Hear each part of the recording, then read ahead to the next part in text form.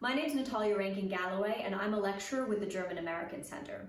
So today, we're going to remind ourselves about how the U.S. government is structured in order to better understand what information we're going to be looking for when we're watching the results of the election.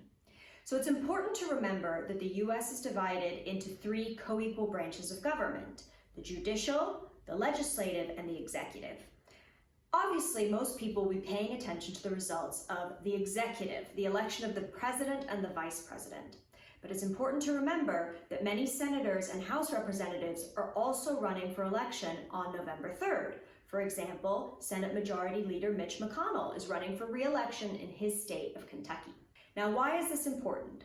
This is important if we remember that when President Trump was elected in 2016, the Republican Party, his party, also took the Senate and the House.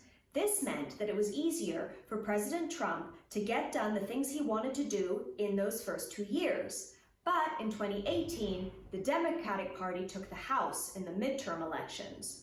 That meant it was a little bit harder for President Trump to accomplish what he wanted to. This is also going to matter a great deal when we think about who is winning on election night. So if Joe Biden wins in 2020, but let's say, for example, the Republicans take the Senate and the House, Joe Biden will have a very difficult first term in office.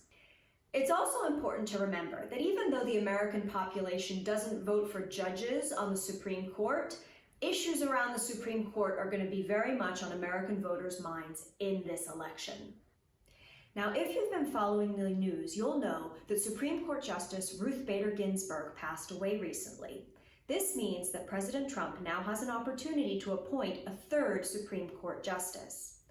The appointment of conservative justices is often something that Republican voters cite as a reason to vote for President Trump.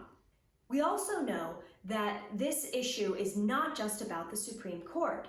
President Trump, with the help of Senate Majority Leader Mitch McConnell, has appointed many justices throughout the federal court system. So this will be a very long-lasting legacy for President Trump.